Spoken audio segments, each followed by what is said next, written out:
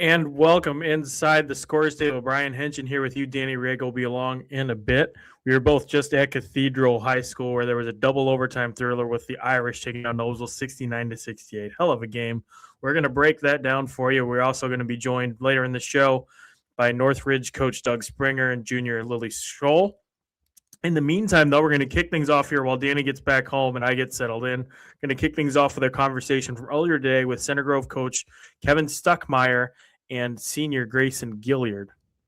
All right, Danny, coming to the people from the past. Right now, we are joined by Kevin Stuckmeyer, Gracyn Gilliard of Center Grove. Center Grove, of course, coming off a big 33-30 win over Bloomington South last night. Hey, guys. Hi. Hey, how's it going? Oh, pretty good. How are things over there? Good. Yeah, going great. Let's start with that game last night, and just a war. I think is the best way to describe it. I think that's how Jim Gordillo, our reporter, described it. A hard fought battle. We were talking before we came on. It felt kind of like a regional game. Just Gracyn, talk me through that game last night and what allowed you guys to prevail the way you did. Yeah, obviously Bloomington South is a very good team. We've been scouting them for a couple weeks now. They execute all their stuff really well. I think overall, our defensive mannerisms and our principles in the second half really carried us to the win. Kevin, what did you see from your girls just in terms of resiliency and hanging in there? Because it was you get down 9-0 early, you're down by 10 in the first half, and then just in a very Center Grove way, you keep them off the scoreboard and just kind of find a way to grind until the offense gets clicking.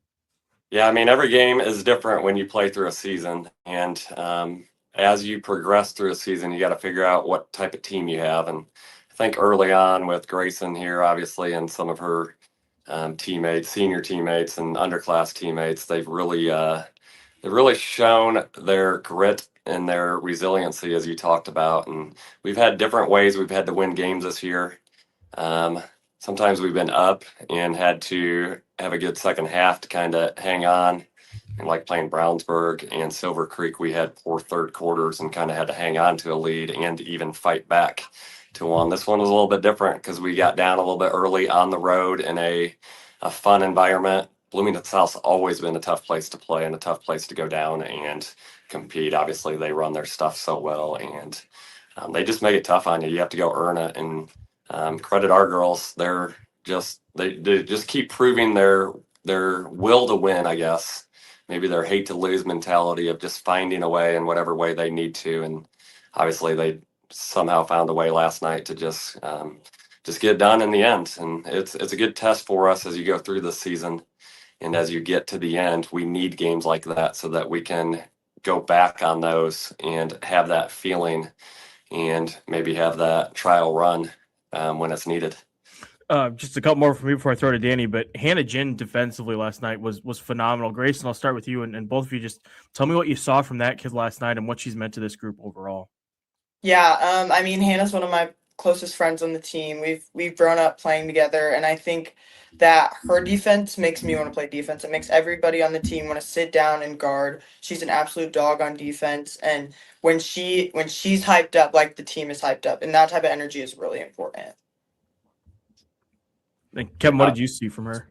I just saw what I always see from Haenchen. I've coached her for 4 years. She's what I would call a Center Grove player, what we kind of pride ourselves to be. She's just one in a long line of players we've had and teammates that she has with us that just are the epitome of how you want to play the game, how you want to carry yourself, how you want to be a teammate, and how you're noticed, especially by us in the locker room.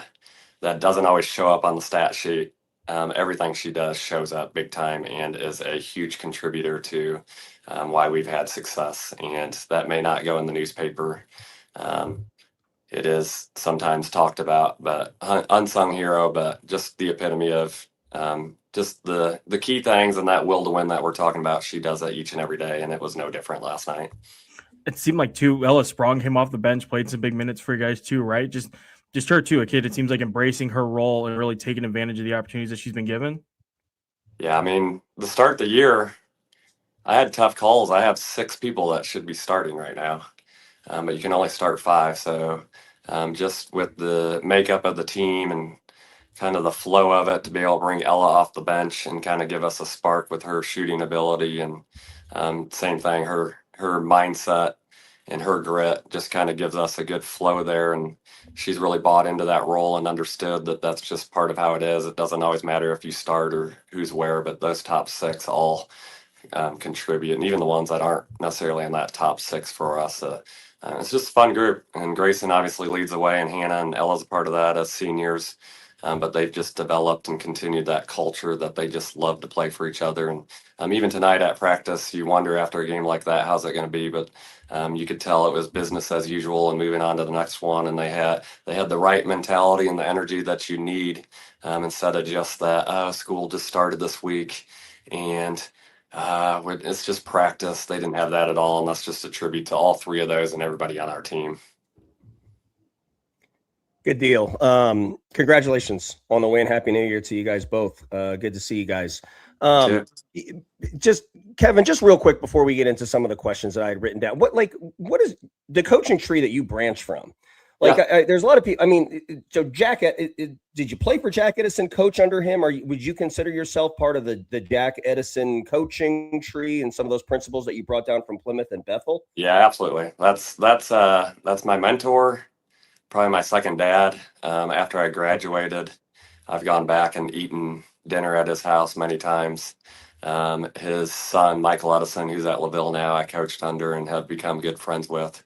But yeah, Coach Edison is very much a mentor of mine, playing under him for 4 years, and then we've still connected and have been really close. But I'd say most of my principles come from him. Our switching defense, our open, our motion comes from him. Obviously, we've modernized it and tweaked it, and every year it looks a little bit different just because you have to evolve with the game. But beyond him, I coached under Al Rhodes, who you got the Plymouth Warsaw rivalry. You always talk about how there's certain things you'll never do. Two things that I thought I'd never do is coach under Al Rhodes, and I did that, and it was fantastic. And there's a lot of Rhodes stuff.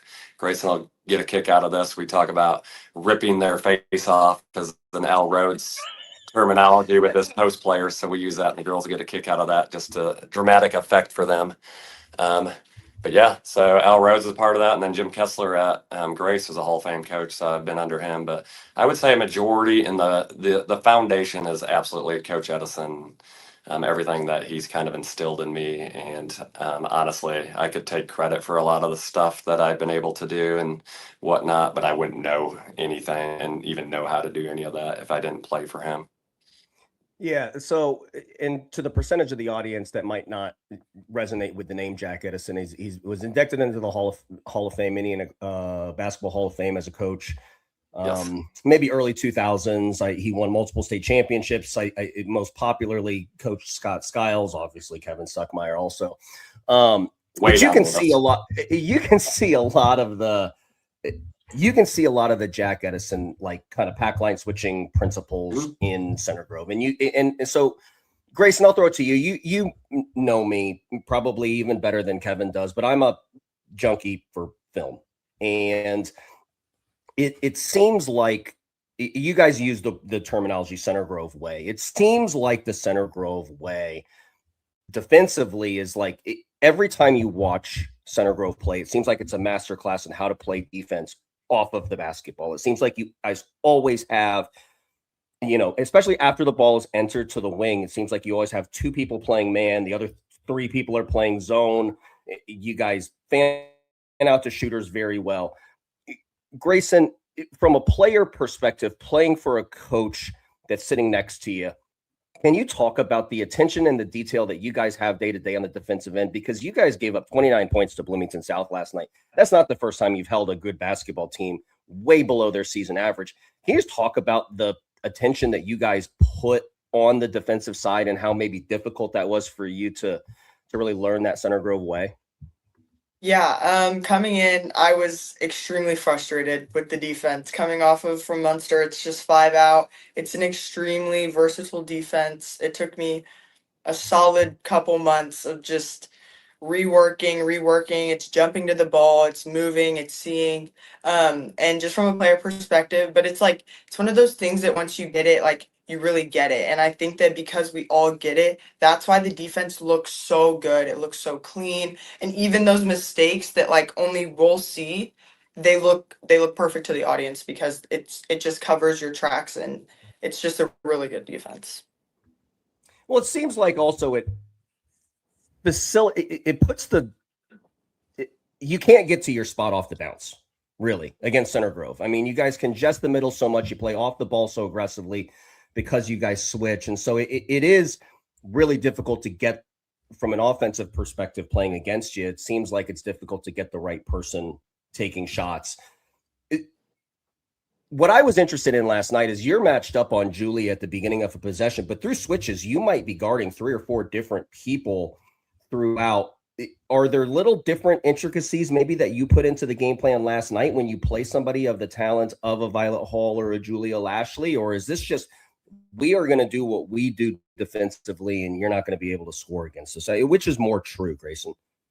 I think we're going to do what we're going to do, and you're going to try to play through our defense. I think everyone on the team can play our defense just as well as I could play on Julia or Hannah could play on Julia. I think everyone has that defensive prowess, and that really shows.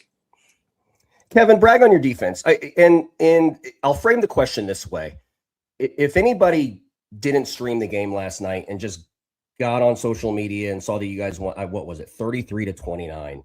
Yeah. One might say, oh, what a grimy, ugly, boring basketball game, no offense and blah, blah, blah. But like, I mean, we're talking about defense through the first couple of questions. Like, do you wake up this morning being like, that was beautiful? Like, is that the way that you wanted to play last night? And do you wake up like super happy as a coach to say, hey, we held Bloomington South to 29? Or do you wake up with like, hey, we need to be much more efficient on the offensive end? Like, we can't do this against, say, a Pike or a Brownsburg or maybe a better offensive unit? I mean, the answer is yes. I mean, obviously, defensively, you have to keep yourself in the game. I asked the girls last night, is it fun to win 33-30? And they looked at me really funny. And I said, I mean, it's just fun to win. Yeah. At the end of the day, I'd love to win 70-68. I'll win 33-30. I think Gracyn's the same way, and a lot of us have just bought into that. We weren't very good on the defensive end, or on the offensive end, sorry. And that's a tribute to Bloomington South. They're right up there as a quality defensive team. It was 33-30. I think I've gotten this question a lot. Do you guys hold the ball? Like you said, people just turn on 33-30. I looked at our points per possession. They were lower than normal, but they weren't as low as some games. In Bloomington South's points per possession against us weren't as low as some teams are. Here's the problem. Bloomington South runs their stuff so well. Yeah. We could have gotten up in the passing lane and really gotten impatient. But as soon as we do that, now there's cracks in it and you play to their advantage. So we pick our spots to pressure, keep the ball where it needs to be, force them out of what they want to do. But they're so good with the ball that if you look at the huddle tracker, you see Bloomington South's possessions are way longer than they are in normal games because they couldn't get in the lane. They couldn't get open shots. Credit to our girls, and hopefully we're playing defense like we should, but they didn't turn the ball over either. Then you go to our end, and Gracyn's got 3-4 people around her. We were not very good offensively last night. We got to continue to grow offensively, and we have to continue to have answers to what people give us. We look at it, and we're going to have to be able to score the basketball when we need to score the basketball, and we need to find ways to do that off of Gracyn. And Gracyn's going to have to learn the missed basketball treatment is upon her now, and she's got to adjust to that, and our other players have to adjust to that. So obviously there's work to be done. So the answer is yes, because I'm still not even completely satisfied with our defense, but that's just a coach talking, you know what I mean? Because I know the goals that she has and her teammates have, and I'd be letting them down if I get content. You're only as good as your next game out, and our schedule and the tournament run that we would have to go on through, the people that we would have to go through. The margin for error is razor thin, so you have to be great on the defensive end and you have to be efficient on the offensive end. The nice part is we want to win, and we want to find ways to win, just like we talked about at the beginning. And if you can guard and you can put yourself in position, then when you have your off night, you can sneak one out. And that's our whole goal. Every time we step out on the floor, we want to put ourselves into position and just see what happens from there. Yeah. And for those that didn't see the game, I mean, I think Bloomington South jumped out 9-0 in that game. And Larry does a really good job in coaching the pack line and off the ball defense himself. In fact, you could argue that it was a masterclass in both ways, in both sides. If you like defensive basketball, that was the game to see. I was sitting next to Terry Morin, head coach, Indiana women's basketball head coach last night. And in the first half, she made a comment about the length of possessions. It's very interesting that you commented on that also. Another highly established coach sitting next to me talking about the same thing. Can I just ask, just kind of out of the blue and for our own, we talked about it on this show quite a bit, but what is your thought on the shot clock, Kevin? I get asked that all the time. Shot clock would be great for us because we wouldn't have to rebound it as much. So we wouldn't have to give up that defensive rebound because I think the shot clock, people have to be careful of the shot clock because you see the shot clock come in and then you have to run quick possessions and get a shot off. So the ball's in the wrong person's hands at times to do that. And you have to shoot it quick. So the efficiency of basketball can actually go down. The possessions go up, points per possession can go down. I don't think that would hurt us. I think that would be okay for us defensively just because we wouldn't have to play defense as long. You watch our games. Last night's not a fair comparison because Bloomington South was so great defensively. So we had to be longer on the offensive end. But you watch our games, maybe once a quarter, we're probably going over the shot clock. But most of the time, we want to get the best shot possible. And if we can get that in transition, obviously with Gracyn sitting next to me, if we can get her the ball with space, that's what we want to do. Our girls just hate to lose so much, like we talked about. They're going to take the right shot, and they're going to maybe make the extra pass so that can make a possession a little bit longer at times. But we also pride ourselves in hopefully not turning the ball over as well. So that's going to lengthen possession at times on the offensive end. Most of the time you watch our films and it's that defensive end, that possession is long.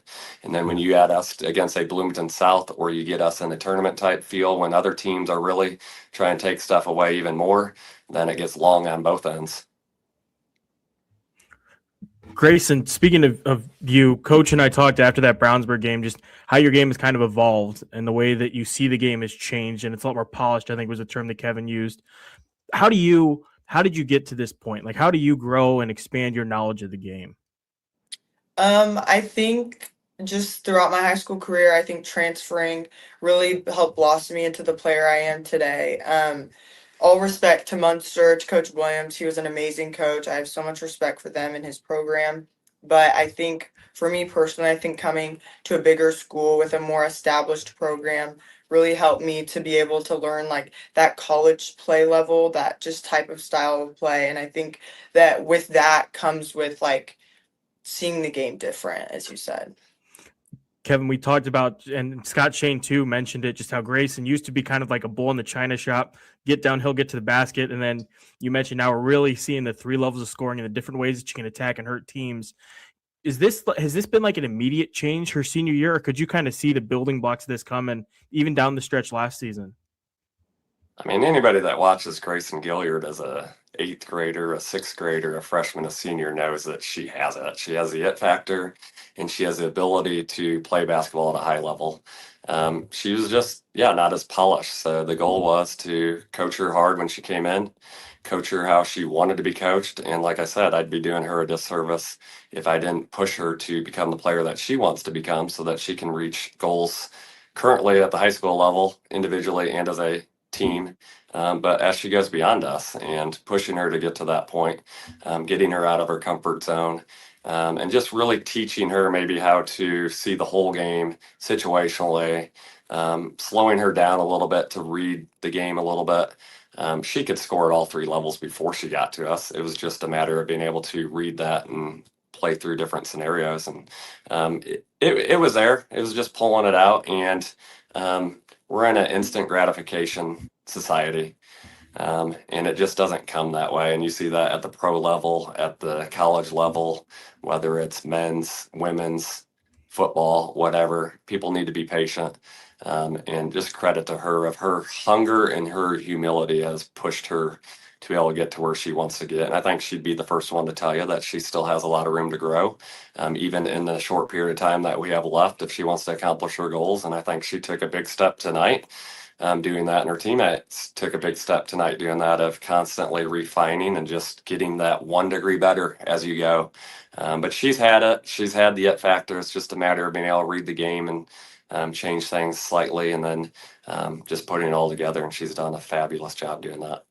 Gracyn, you mentioned Coach Williams, and I remember us talking about him at the beginning of the season and just how special your guys' relationship is. So when you come to Center Grove and you get a coach like Kevin who's kind of pushing you and isn't afraid to, I would assume, push your buttons a little bit just to try and draw the best out of you, is that easy to accept as a player? Like, is it immediate understanding, like, okay, he's trying to get me better, or does that take some getting used to? I think it definitely took some getting used to. I think overall, like, I always knew that he wanted what was best for me, what was best for the program, and like you can see how much he cares about us, like through everything he does. And I think the tough love, like, has really honestly helped me to be that much better. You guys used the quote earlier, Center Grove player. Kevin, I actually think that you were the one that used it, kind of a quote unquote Center Grove player. Just real quick before we get into the Gracyn, what does that mean to you to be a Center Grove player? I mean, you heard your coach talk about it. You're obviously one now. What's that mean to you? I think a Center Grove player is less about the stat sheet and it's more about the heart that you have when you play the game. It's about the attention to detail on defense and on offense. And it's about running what you need to run, not running what you want to run because of personal things. It's being a team player and incorporating everything that we do here in practice, everything we work on. It's being that team player and doing what needs to be done to win, not for your personal gain. Well, you talk about how it's not about the stat sheet, but your points per game average has increased from last year. It's almost as high as it was at Munster. You're now shooting 42% from the 3-point line, which is the one metric that I think everybody would say that makes this kid, what I've called you on this show about, I've called you this twice now, I think the toughest individual defensive assignment in any basketball game in the IHSAA this year. Like, you're impossible to guard. So, Kevin, I remember I'll digress for a little bit. Like, I remember where I was when the rumor started to break when Gracyn was going to transfer to Center Grove. I was actually with Lily Bischoff's dad, and I think he was like texting you. And then it was like, yeah, but Grayson's not a Center Grove player and all of those things, right? And now we see the culmination of that after a couple of years of working under you and working in the system and working with kids like McKenzie and Lily last year and things like that. She looks every bit of a Center Grove player. What's your response to somebody that said maybe a couple of years ago, I don't know if that's going to like fit with Kevin? It doesn't seem like Kevin's thing. You heard it. I know you don't care, but you heard that stuff. What's your response to that stuff? Well, I'll go a few years before that. I think it was maybe my first or second year at Center Grove. And Gracyn was a 5th or 6th grader in our camp. And I mean, she stood out from the very get-go, but not because she was the best basketball player in the gym as a 5th or 6th grader. She stood out because she was, if not the best person, no one was a better person and teammate than her. I remember she could score anytime she wanted in any little basketball drill at our camp. And obviously that catches a varsity coach's attention. But then you see her with the girl that is just a camper, just shows up, mom, dad sent her to camp, maybe for babysitting. And Gracyn's over there making sure that girl's having the best time of her life at that camp, making sure that girl scores it. And then the next day, I don't know who it was, somebody that's connected to her said, "Hey, did Gracyn give you the bad news?" I said, "No." I said, "What?" She's moving up north to the region. And I'm from Plymouth. So I said, "Where?" And they said, "To Munster." And I said, "Oh, that's a bummer. Good program, but that's going to be a bummer because in about 3 or 4 years, she's going to be a really great basketball player." But Center Grove, we can put labels on anything. We just want great people. We want great teammates. We want great competitors. We want people that want to do it for the right reasons. And we just want people that are going to overachieve and have the approach to it to do it to the best of our ability. And the process will take care of itself. If that's a win, fantastic. If that's scoring 30 in a game, fantastic. But we just want to do it as a team because that's what basketball is. And Gracyn's been the epitome of that, even to the fact that we just want her to overachieve. And overachieving means go get 30 tonight instead of 25. Let's do it. And she needs to understand that sometimes she has to go score it. And that's part of it. And my job is to overachieve as a coach and find enough answers for her when she sees certain defenses or her teammates see certain defenses to not only have the answers, but to develop the habits and the ability for them. It's great if I can see it from the sideline, but if they haven't had it instilled and be able to do it themselves, I joke with them in the summer all the time that I just want to sit over there and cross my legs because they can go do it and they don't need me. That's the goal we're getting to, and we're pretty far along in that regard. And they do a phenomenal job of that. So I just kind of chuckle, like you said, you control what you can control, but whatever the term that I throw out, Center Grove player, we want a Gracyn Gilliard type player is what I will say once she leaves. We want a Haenchen type player once she leaves. And it's just a tribute to her legacy, the Lily Bischoffs, the Adrianes, the Aubrey Bookers, the Cass Hardens, you name them down the list. They've just bought into it and their legacy shines through. So people come through and watch how they do it and they just want to become a part of it. So that's all we can ask for. You mentioned Gracyn being a great teammate, and I can personally attest to that. I've witnessed it firsthand. Everyone loves playing with her. Gracyn, I think because you're such a good teammate, you would be the first to admit that you can't have the Miss Basketball candidacy and great year that you're having without your teammates. And it's easy to talk about Hannah, and it's easy to talk about McKenzie and Ella and some of those people that, you know, maybe coach kind of uses as security blankets, but you've got some like Lily Scholl. Let's take her, for example. Like, this kid is playing a big time role on an undefeated basketball team on the South Side with a Miss Basketball candidate in the starting lineup. Just talk about her maybe progression and you learning how to play with her. Also maybe utilizing some of your leadership tactics with a freshman, but she's been big for you, I think, because she does a lot of the ball handling. She gets you into your stuff. It allows Kevin to kind of move you around into different spots and get into different sets. But spend some time and talk about Lily Scholl for me, Gracyn. Yeah, I absolutely love Lilia. I'll completely putting basketball aside, she's one of the sweetest people I've ever met in my entire life. I think in the summer she's a pretty shy person. Like, when you first meet her, she's not super outgoing. She's not going to come up and talk to you. So I think the leadership side of that was I had to not reach out, but I started talking to her, and as we've gotten to know each other, I think our chemistry on the court has gotten a lot better. She is amazing for the role she was put in.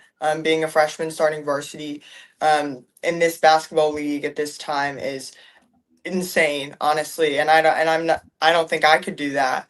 And what she does, and the way she facilitates the game, the poise she has, going through games where stretches sometimes she doesn't think she's playing her best, or she doesn't think she's shooting her best, and I keep getting her the ball. I have faith that she's going to knock down the next one, and I think that's huge. The trust that I have in her is amazing for the way that she plays, and the fact that she's a freshman is mind-blowing to me.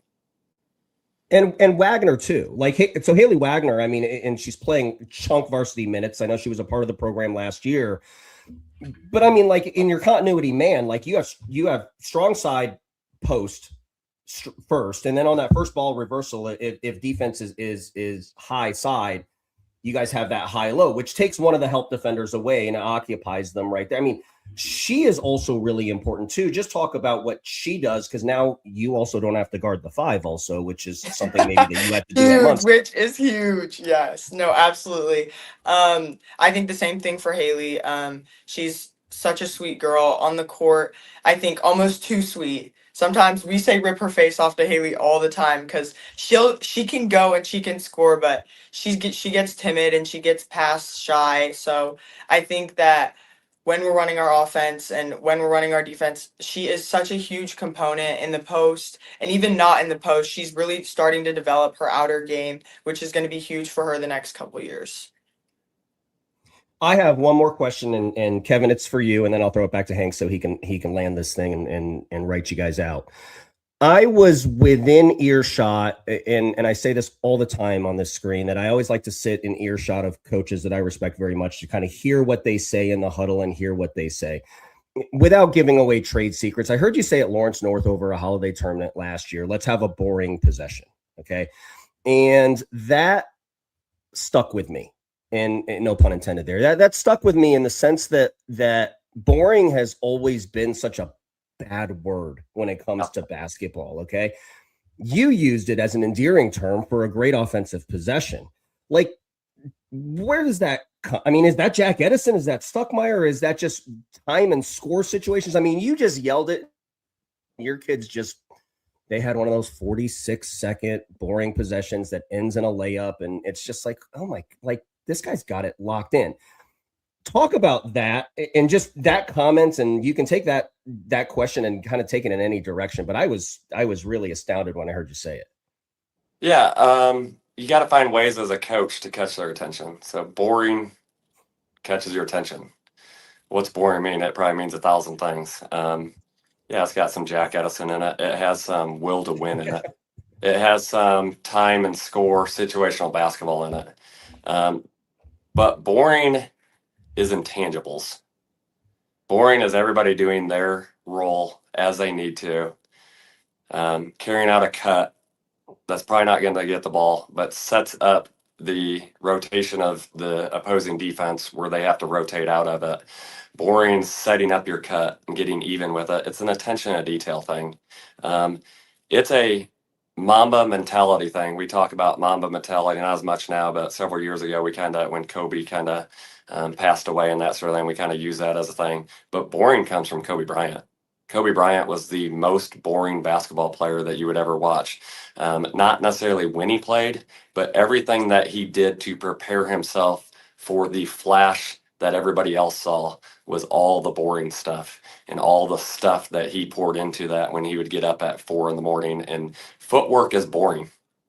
Nobody wants to do footwork, but footwork wins. Footwork gets you to a 26 a game score. Setting up cuts and running people into it and all that attention and detail and all that preparation and 5 people playing as one and the efficiency and everything that goes into that is probably 1,000 ways to say boring, and just saying that to catch their attention and to lock them back into the focus and everything that goes into that is what that comes out of. But that's a Mamba mentality. That's Kobe Bryant. Let's be boring like Kobe Bryant, because that's sure a lot of fun and a lot of success and a lot of taking care of the process over the results. A lot of the stats come out of that. Fantastic. Well, Kevin and Gracyn, thank you guys so much for hopping on with us. We really appreciate it. It's great talking to you guys, and I'm sure I'll be seeing you again here in a couple weeks. Tomorrow. Thanks for having us. Thanks Appreciate for having us. Yeah.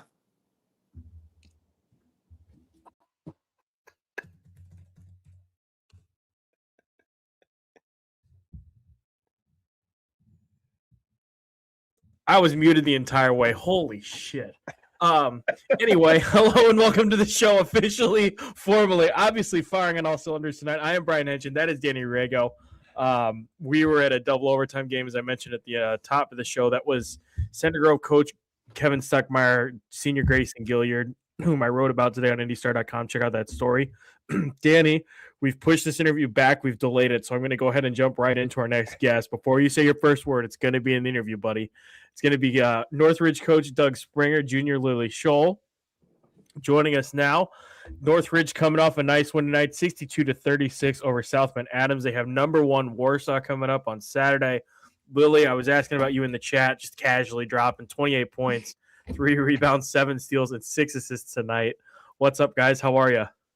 Good. How are you guys? I'm good. Good. It's great to have you guys on here. I wanted to start, and Danny and I were talking about this through most of the Cathedral game, the Intera Classic, and specifically your guys' run there. Doug, I'll start with you. What did you learn from your team? What did you see from your group across that run that you had there last week? Yeah, no, thank you guys. First, thanks for having us. We really appreciate it. The Intera Classic was really good for our team. By far, it's the best field of teams that we've ever had, and that's really what we wanted to try to do this year, was really try to beef it up, especially for the team that we have this year, and knowing that, that for the conference that runs through Warsaw, sectional runs through Warsaw. And so we needed to challenge ourselves. We tried to do that with our non-conference, and then with the Intera, we really challenged ourselves playing a Michigan City Marquette, who came in undefeated, then a Greensburg team, then Westfield, and then we got Franklin Central, and we were fortunate to come out of that 3-1 after, and beating a Franklin Central team after we had gotten beat by Westfield that morning, and had to turn around and really, bring our A game after feeling down that we missed the championship game by 2 points in a point differential. But we saw resilience. We saw the ability for our team to flush mistakes. We saw a lot of growth from where we started when we had that first week where we went Chesterton, Homestead, Norwell, Crown Point. We didn't face adversity very well to start the season. And we let that adversity hang on us, and it went from one game to the next. Instead of, in our program, we have a mantra of flush it, when we make mistakes, flush the game, the next game mentality. And we didn't do that very well to start the season. And I thought that we started to see that in December, and then obviously the Intera, I really thought that we handled adversity very well. Lily, as players, is that something that you guys talk about inside the room, or is it just something that kind of comes more naturally, I guess, as the season comes? Does that make sense? Just how did you guys kind of approach that bounce back mentality that you developed? No, like we talk about it. We analyze after every game in like the locker room with the coaches, without the coaches, what we thought we did good, what we thought we didn't. But yeah, I mean, it was just a lot of grit, and we had to have more energy just from everyone. So yeah. Northridge, by the way, at that tournament, as Doug alluded to, they beat Marquette Catholic, beat Greensburg, lost to Westfield, bounced back there with a nice win over Franklin Central. Dan, I'll let you have it for a couple. Well, Lily, before we kind of get into the meat of the interview on the court, there's a lot of people that just think you're just the greatest person from the greatest family. How many brothers and sisters do you have, Lily? I have 6 siblings, but I have 4 brothers, 2 sisters. Yeah, okay. That's what I thought. And they're all many of them athletes, right? And Yeah, I have an older brother. He plays basketball for Northridge, obviously, and then a younger brother who's a freshman, and he plays basketball, but his main sport is football. And then the rest of them play basketball and football. Besides, I have a 3-year-old sister. She doesn't play anything right now, so yeah. Lily, your brother showed out at a tournament last week, right? I think I saw Kyle Nedner. My colleague was writing about your brother. Yeah, he hit his 1,000, but I missed it. So did my mom. I felt kind of bad for her, but Did they miss it because you had a game? yeah. My dad saw it though, so. So just staying on that tangent, because I love this. How does that work? How do your parents balance the all the different schedules and all the sports? They're really good at it. Like, they'll kind of take turns, but yeah, I would say like they've gotten really used to it and really good at it, especially since there's so many of us. So, and I said that we would take it on the floor, and Lily, we'll get back to your role within the Chin offense. But Doug, I wanted to talk to you about Chin, and I think you probably expected this coming. I don't know how much you watch the show, but yeah, I'll open with a compliment here. With my familiarity with some of the Princeton actions and the Chin actions specifically, the way that Northridge runs it is the best version of Chin at the high school level in this state. You guys are very good at it. And for the audience in your minds, you'll have to use your mind's eye on this, but a lot of that stuff is scripted. And a lot of that stuff is, specific calls with how the defense is playing it. But you guys run it from a read and react perspective. Like there was a possession in the Franklin Central basketball game where you guys got to the mesh point on the flare. They denied it, and you guys hit the dive. 2 possessions prior, you hit the dive out of a script. Like, Doug, I'm going to give you the opportunity to just talk about, like, why Chin? When did you fall in love with this? What is your coaching tree? And how did you just kind of start the install and get it to look the way that it looks, which is the best Chin offense in the state of Indiana right now? Well, I appreciate the compliments with that. So my coaching tree is basically Chris Huppenthal, to believe it or not. Really? Yeah. So when I first started, not going to get into all my background, but I played football at Wabash College, went to law school at VU, and got into coaching because I was bored. right away. And so I started coaching out at Wheeler High School, and then under Phil Masico, and then Tim Powers, who was Chris Huppenthal's main assistant at Highland, took over Wheeler and was there. And that was my mentor. So, I'm a 23-year-old guy, and I'm going to the IBCA clinic with Chris Huppenthal and Tim Powers. And, I was, like Chris Huppenthal was the man in the region. And so that's kind of my coaching tree. And then as I was taking the bar exam, Coach Powers' father had gotten cancer, and so decided to resign. And they didn't want to name me as a head coach because I was too young, but we had a really good player that said she was going to transfer to Valpo. I was at Wheeler High School, and they went ahead and named me interim coach and said we had to win the sectional for me to keep it. We upset a 24-1 Boone Grove team, and the rest is history. I've been coaching. This is my 22nd year as a head coach. When I moved over here to Northridge, my wife took a job. She's an attorney, so she took a job in South Bend. I was still running all of Chris's offense. And so, like that's what I ran at Wheeler, and that's what I knew here. And then after about 2 or 3 years, it just didn't fit with our players. We weren't good. Northridge was horrible. We didn't have the players run his offense. So I fell in love with the Euro ball screen offense. I coached AAU, actually coached against you several times, and you probably don't even realize it. I coached with NBA with Rod Creech. And so we ran Euro ball screen. Yeah. And so that's what I implemented here. And we ran that for 10 years and had a lot of success. Prior to the 2020 season, we had no bigs. Like, we graduated all of our bigs. We were a small team, and COVID hit, and I'm like, what are we going to do? We can't run Euro and have success. And so, like everybody else, I started doing all of the different free coaches clinics and sat in on one on the Princeton offense and fell in love with it. I'm like, this is something that we can do. Once I could envision, once we got going, it could be a player's offense. And I know that's with Princeton, that's tough, because a lot of times Princeton, like you said, it's scripted, and it was for us early on. The first 2 years we ran chin only. Because I tried to go, they told me not to go down the rabbit hole, and we did. We tried to run chin, we tried to run low, we tried to run point, and it was just too much. So then we just went back, let's get chin down. Then we added low, and then we've added point over the last couple of years. We're not running point as much as I would like, but again, part of that is because of who we are in terms of we're letting the players make the calls. We've gotten to the point where, like you said, it's read and react. Based upon where the ball is going, we're going to either be in chin if it goes slot to slot. We're going to try to get into low as much as we can, because we're really good passers. We're really good decision makers, but we do a great job of cutting off the ball.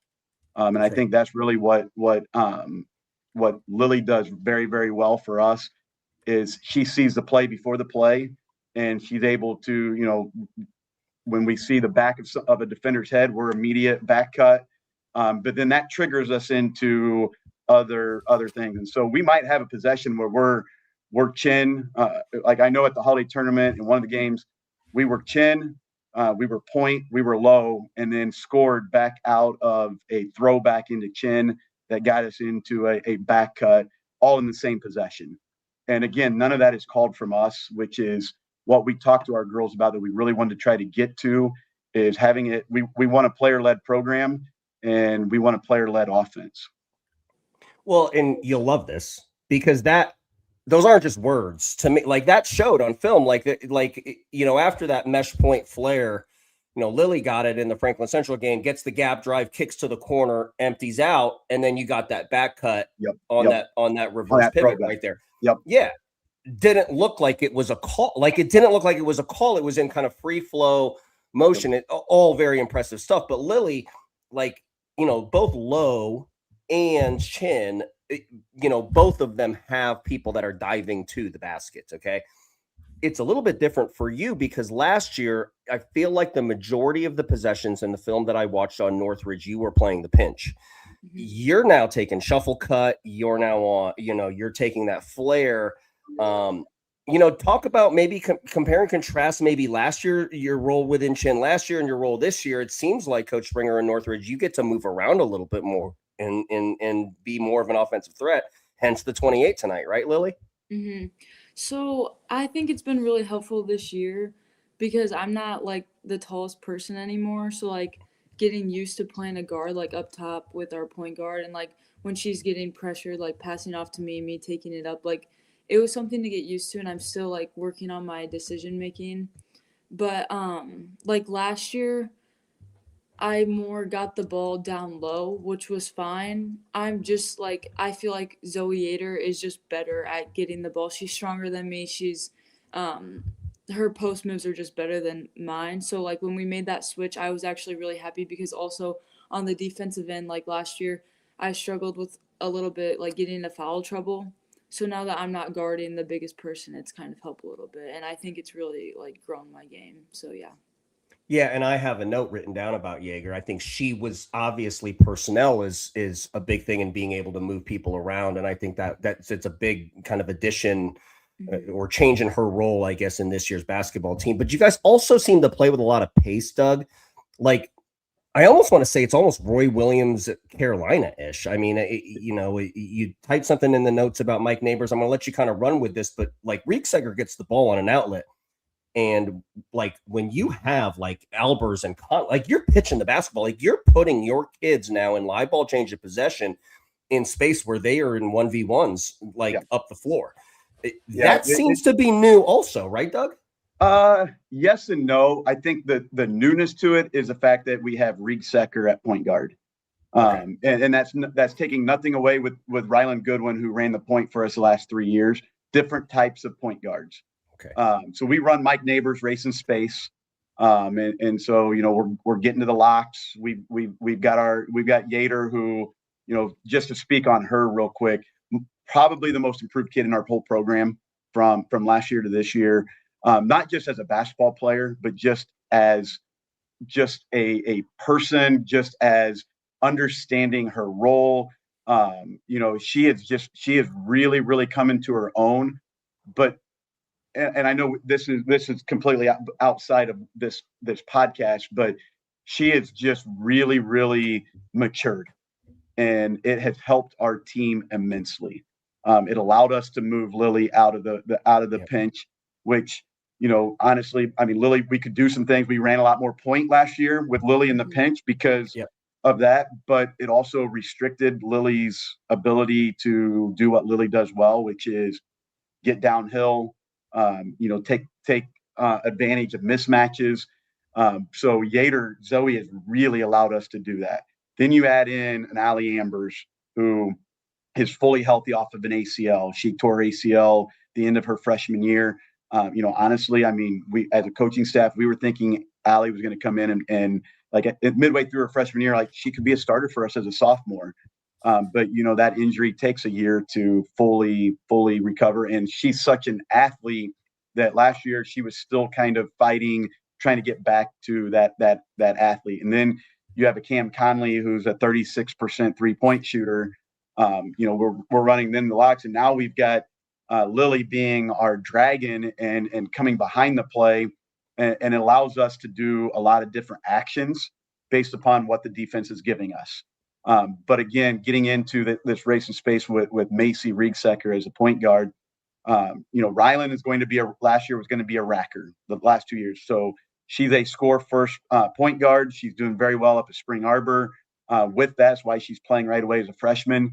But as a scoring first mentality from the point guard, it does take away some of your pitches. It takes away some of us hitting that rabbit on, after 2 dribbles and pitching up the street or across the street. And we were okay with that the last couple of years because Ryland was a tremendous point guard who was hard to guard. Macy's different. Macy is, I'm going to get our offense into whatever the defense is throwing at us. Macy understands what action we need to run without us as coaches having to say anything. And then you combine that with a Cam Conley, who has the highest IQ of any player that I've probably coached in my 22 years. And the two of them as senior leaders it's player led, and we don't have to do anything, but it's also allowing us to play at a higher rate. Now, Lily will attest to this. We're turning it over more than I like, and they're a little bit frustrated with me constantly reminding them of, hey, we got to be quick, but we can't be in a hurry. We want aggressive turnovers, but we don't want live ball turnovers. And part of it is sometimes we get playing a little bit too fast. And so we're not getting we're not getting a pitch down, or we're coming off of a slice cut, and our angle isn't correct, and we're pitching it to each other a little bit too close. And so now we're getting into some live ball turnovers, but trying to play at a faster pace. Right now we've got a little bit over a 1 point per possession average, which is obviously at the high school level very, very good. And it's allowing us to play at a much faster pace, which benefits who we are this year. It allows Lily to get the ball in space coming downhill, but now the defense, instead of being on her ready to take her away, they've got to get down, they've got to race down, they've got to get into the paint, try to take away our rim, they got to try to get out, cover our 3-pointers. And then we're in such, with our pace and the way that part of it's the way we're practicing, but the girls are so comfortable now immediately getting into whatever action that the ball is triggering without us having to think about it. And so we're playing even faster because of that. Yeah. I owe Allie Ambers. I owe you an apology. I called you Albers earlier.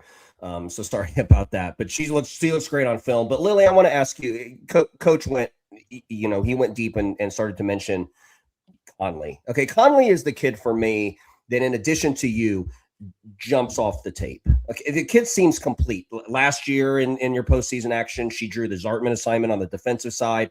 She's got some size. She's over the line of demarcation at 35% from the 3-point line. I think it's 75% from the free throw line, over 60% from two. But she's a senior, right? I mean, Lily is a 27. Just talk about her importance to you as a Northridge unit, as a team, and maybe take it into her importance to you.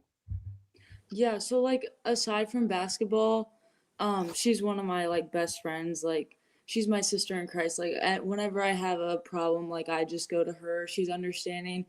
She gives me biblical knowledge, whatever. But on the court, when she's not on the court, I feel it because she's our leader. When I'm feeling down about a mistake, a turnover, a missed shot, she's there to pick us up, keep leading us. She, Coach Snider said, she knows the right calls. She knows the right place to call. Even if it's not for her, she calls plays for me all the time, and she just knows because she is so experienced. She's so wise. She's probably the highest. Snider said, she has the highest IQ out of a basketball player that I've ever met. So yeah, she's a great teammate, and yeah, I love her to death. So Lily, with Doug's offense, is that something that you come up working in as a kid, through the youth ranks when you're playing at Northridge, or when you're coming into high school, you come kind of jumping in cold and learning it on the fly as a freshman? I would say the main plays chin. They added in point when we were still in middle school, I think my last year. But no, we run chin in middle school, so we got used to that. But all the actions that we add to it comes in high school. For you, I guess, just how have you kind of seen the offense evolve as a team, and then for you yourself as a player? I was double question right now. Just how have you kind of developed it, and what are you most proud of in your development over the past 3 years? My freshman year, I was kind of just swimming. I didn't really understand the offense that well. But now, I understand that when the ball goes somewhere, you react where the ball goes. You don't have to call it out, which is why we also play super fast, because wherever the ball goes, that's what triggers the cuts, the passes, the screens. It just all makes sense in my brain. But freshman year, I was really struggling just remembering all of the stuff, because we have a lot of stuff, but it's easy to remember because we also have names and phrases for the plays. So yeah. Doug, I'll ask you, what have you seen from Lily in terms of her development? I mean, the numbers this year speak for themselves. Obviously, 15 points, 6 rebounds, 4 assists, 3 steals. I mean, it's astounding numbers. What have you seen from that young lady, and what the steps that she's taken? Lily is a tremendous player, but more importantly, a tremendous teammate. Aside from all of her like stats and all of that, and Lily will tell you this, and Lily and I had a conversation because I coach our kids hard, and we talk about, I talk with every kid. How do you want me to coach you? Here's my expectations, and Lily's like, I just want to win. That's all she wants to do. She just wants to win. And whether that means in the holiday tournament she scores 9 points, but she has 7 rebounds and 7 assists and 6 steals, or tonight we needed her to go score, and she got 28 points tonight. For Lily, it does, like, she could care less about stats. She could care less about accolades. I had some goals for her, and she told me, she's like, no offense, Coach Springer, those don't matter to me. I just want to win. I want our program to win. She wants to experience what other Lady Raiders have been able to experience with cutting down nets and doing that. And that's all that matters to her.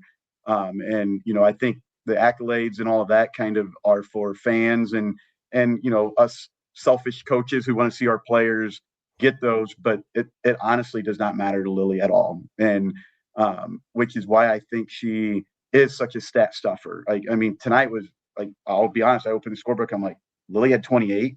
Yeah. It's just so quiet, but it just happens in bunches. But again, part of it is because of our whole team is so unselfish. They all just want to win. And our group wants to do whatever it takes to win.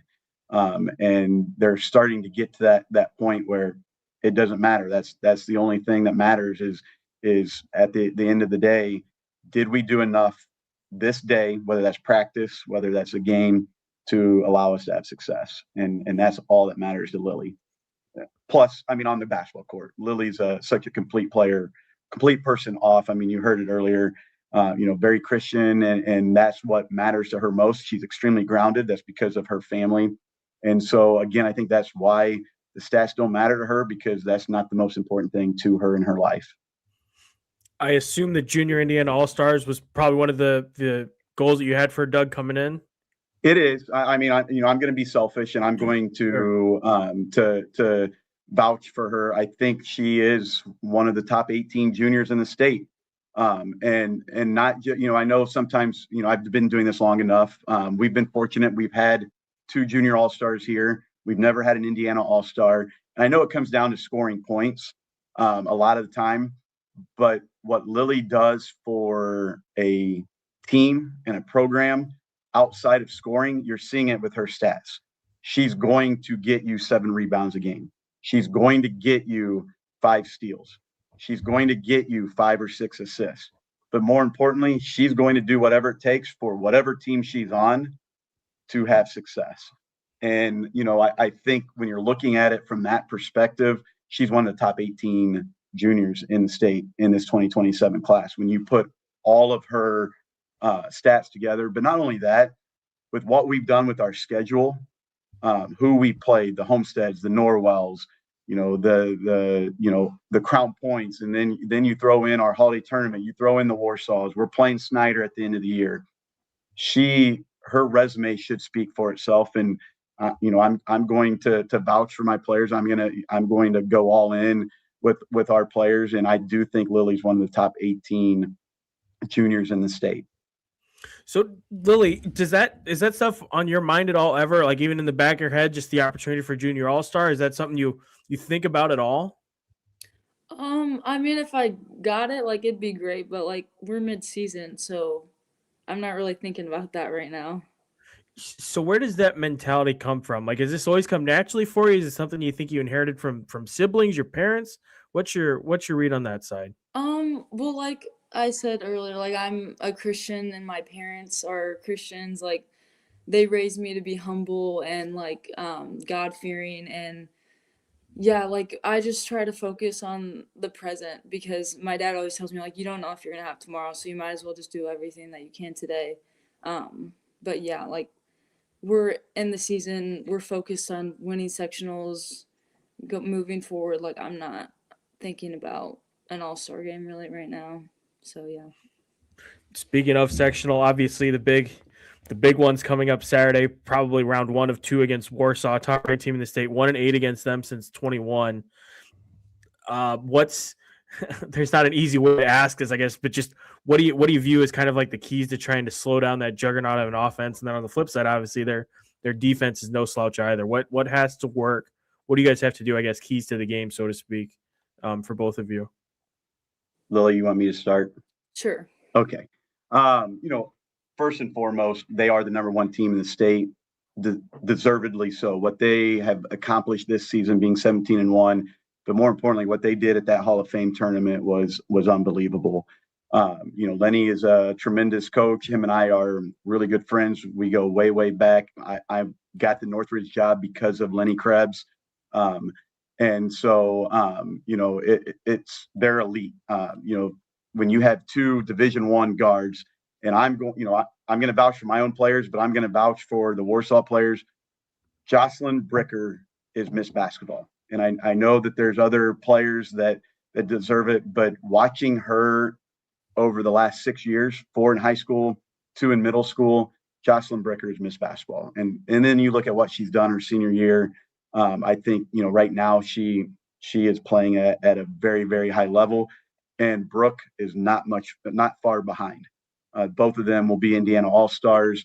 And so when you talk about Warsaw, obviously you talk about those 2, but they go much, much further than that. You cannot talk about Warsaw being 17-1, ranked number 1, without talking about Lex Neely. She kind of drives them. And she is just, she's Lily. She is Warsaw's Lily Scholl in terms of she's going to do whatever it takes for them to win. That might mean she's got to go score. It might mean that she needs to go defend the best player. It might mean she needs to get assist and get them into their actions that they like to run. That's what Lex does. And so, but then you've got to talk about Reagan Huss, which obviously is one of our former players, an elite shooter. Right now, rebounding the heck out of the basketball, her and Kaiser. And then you throw in Goheen, who comes in and brings in their muscle, and they're a complete package. How do you slow them down? I don't know. I mean, that's what we've been trying as our staff. We've been trying to come up with something. Can you slow them down? Nobody has. I mean, even in their losses or their loss to Jennings County, I mean, they still put up, almost 60 points, and they led the entire game. It was just right there at the end of the fourth quarter where they kind of went out on a scoring drought, which is not who they've been other than that game. We're pretty familiar with them. Our players are very familiar with them. That's one thing that we talk about. I talk about all the time. We won a player-led program, and I think Lily will attest to this. With our scouting reports, it's not just the coaches saying, "Hey, this is what we're doing." There's a lot of input from our players, and for Saturday, there has been a lot of input on what we're going to do to try to slow them down. We can't allow them to shoot 50% from 3. That's first and foremost, but that's who they are. And it's not just Brooke and Joss and Neely. I mean, you got Reagan in there, and then Kaiser 75%. I mean, I know she's only 3 for 4, but that's 75% from 3. And so, they shoot the 3 ball at a level that I have never, ever seen at the high school level. It's remarkable. It is remarkable. And so, we have to do some things to try to slow that down and try to limit that. But we can't go out of character of who we are. I think that's a little bit of what we've tried in the last couple of years. Maybe have tried to go a little bit out of character of who we are, to try to do something. And that I've been coaching long enough. You can't get out of character. You are who you are at this point. And so we have to go in there and we have to match them. We have to try to match their physicality, their confidence. And it's going to be tough. They've won 26 games in a row in the Tiger Den. They've won 32 NLC games in a row. That's, almost 5 full years of not losing an NLC game in our conference, which is tough. They were state runners up last year. I mean, so it's daunting, but we're up for it. I mean, we're excited. We're ready. We had to get through tonight. Nothing against, but I put this game on the schedule for a reason 4 years ago because we had too much time to spend on focusing on Warsaw, and it was counterproductive. And so with us getting back into school yesterday, we had to get back into a routine. And so this was, this is the best way, but our kids are ready. They're excited. It's going to be a hell of a game Saturday night. Lily, Doug talks about how he allows you player-led program, and let you guys have input on the game plan. Was that part of your input, was just to kind of try and stick with what you guys know rather than the approach you've had the past couple of years where it's a lot of changes? Kind of a little bit. We've made a few changes, but I think obviously they're for the good. Like, we think they're going to work. But like this year, I would say, like, compared to last year, I feel a lot more confident in our scouting report, game plan, stuff like that. So yeah. As an opposing player, what's it like? He mentioned the winning streak. What's it like going into that building to play? Oh, it's gonna be awesome. We're like the underdogs. I'm really excited. So yeah. Is that one of the best environments you guys encounter over the course of the season? Yeah. Will that be? Minus our home. Of course, that was the plan. You need to come up and see our new digs. We got a new 4,000 seat arena that we opened up last year, and I mean it is spectacular. And we filled it a couple times. The boys have filled it. It is unbelievable.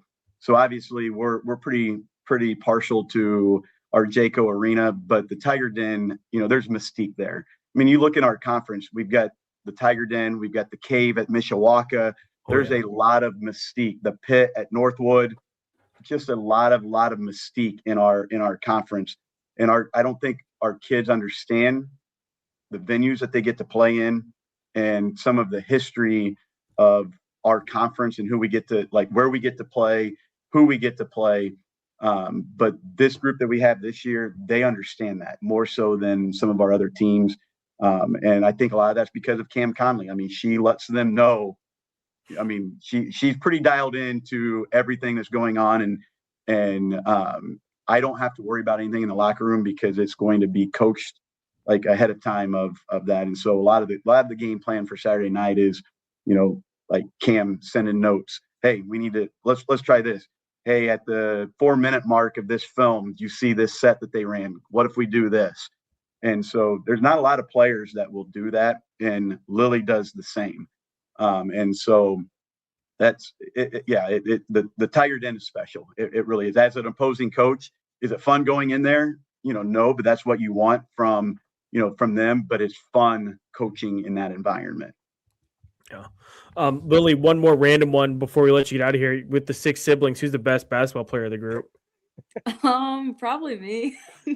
No, they're all pretty good. My older brother's, he's pretty good. So yeah. Sometimes I'm like a little bit jealous because it seems like he's just so tall, so he can just shoot over everyone.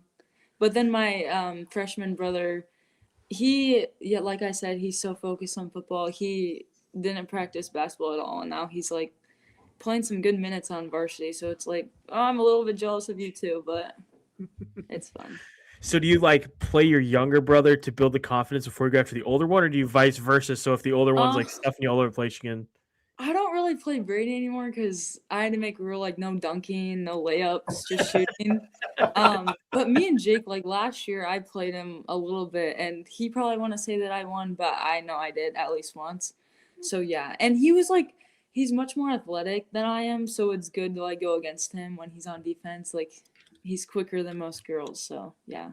That's good. That's good. Mm-hmm. Well, Lily and Doug, thank you guys so much for hopping on with us. It was great talking with you guys. I have that Fort Wayne Snider game circled there at the end of the season. Hopefully get up there and see you guys in Fort Wayne. Sounds good. We appreciate it. Thanks for having us on. Congrats. And I'll see you Saturday, hopefully at the Tiger Den. Perfect. Thanks, Danny. Yeah. Great job, guys. Take care. You. See ya. Bye. Doug Springer, Lily Scholl with us. Danny. Hey, buddy. Hey, we quick note on spent that. an entire basketball game together talking. We spent did. we did the entire half an hour long interview with Senator Grove. Just did another half an hour long interview. Didn't had time for just us.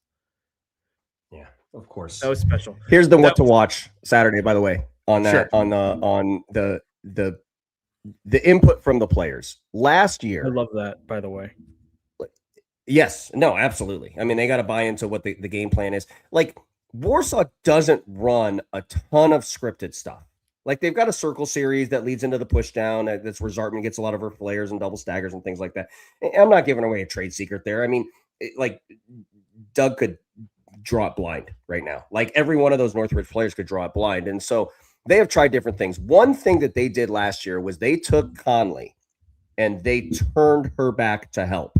And they decided that they were going to take Zartman out of the basketball game. So they took one of their longer, most athletic defenders and chose to match her up on Zartman with no help.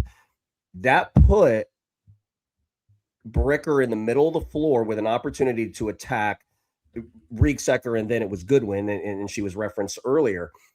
But that is the what to watch. Like, watch the first 5 possessions and how they match up defensively and where Conley is and how they're going to guard Zartman. Because last year, this was one of the games where Bricker had, I think, double digits in the first quarter, ended up over 30 points, had a really big game. I would be surprised with their head coach in this screen saying that that's Miss Basketball and she's shooting at 50%. I would be surprised if they dedicated Conley with that much attention to taking Zartman away. I don't know. I guess I'm just kind of prognosticating, but I do think that they're not going to allow, Neely and Bricker to play on 4-on-4 basketball in the middle of the floor, because this was one of the games where Zartman just went and stood in the corner and was like, go ahead, go play 4-on-4. And they had matchups all over the place that they liked. So that's the big what to watch. And it's not necessarily like, oh, well, what's going to be the effectiveness of Warsaw Circle Series? Are they going to get into their push down? It's going to be the space that Bricker has in just the mundane possessions, and just normal game flow to see how much space she has to kind of operate and who's matched up on her. So I'm anxious to see, because just judging from that interview, I don't think it's going to be Conley on Zartman on in face guard. I don't. And so Zartman might have an opportunity. I think she hit 9 threes the other day. Bricker hit like 6 of them, I think, by the way, too. I think like 15 of like 18 from 3. That's not a lie, by the way. I think if you go back and look, like this was the game that I think Bricker had 48 or something like that, and Zartman had like 30 or something like that. So anyways, there's your what to watch. Damn it, you ended it just as I was pulling up the numbers on No. Yeah, no. Yeah. It's a fascinating match to watch, and it's probably the first of 2, like we alluded to, because they're in the sectional together with the way that the draw works. They'll inevitably see each other on opening night. But yeah, I'm fascinated to see how it looks. It feels like one where it'd be kind of like Homestead Norwell. It's in Northridge's best interest to keep the game close, but not to win. Give them that false sense of security, so to speak. But on the other hand, I mean, not unlike HSC Noblesville and girls soccer, for instance, where Noblesville had HSC's number for the longest time. A regular season win isn't necessarily the worst thing in the world either when trying to build confidence. But in listening to Lily talk and the way that she talked about that matchup and Doug as well, it doesn't seem like there's necessarily maybe that mental hurdle that I was honestly like curious to hear, read between the lines, see if there's that mental hurdle of, oh, this is the team. But it doesn't seem like it. It doesn't seem they're lacking for confidence, nor should they be with that skill that they've played. This is not, to take it to the other side of the ball too. You referenced Warsaw's defense, that little X zone they run. It presents like an odd front. It's actually an even front. There's a lot of different things that they do. I mean, that in and of itself, that defense takes Northridge and Doug Springer out of point series, out of low, out of chin. And from a transition perspective, now you're running back into spots, not back into match. That typically happens faster too. So this is, it's a player's game. I mean, Doug talked about how it's a player-led team. They're going to have a kid that's going to be able to just make plays on the offensive side. It's one of the reasons why I kind of talked about Conley Of course, Lily can do it, but that's a tall ask to say, hey, Lily, take us into the Tiger Den, go get 30, and let's go beat the number one team that hasn't lost a conference game in 5 years. They have to have some other production. The other thing, though, is if Warsaw does go man, the Jaeger presence does provide some opportunities for maybe Scholl to get some dive action. Like the stuff that they're running, like low and chin, that lifts the defense, okay? Everybody in alignment is above free throw line extended in the Princeton sets. Because of that, there's the front of the rim is open. But Lily was always there. She was always in pinch post with her heels facing the goal, not her toes.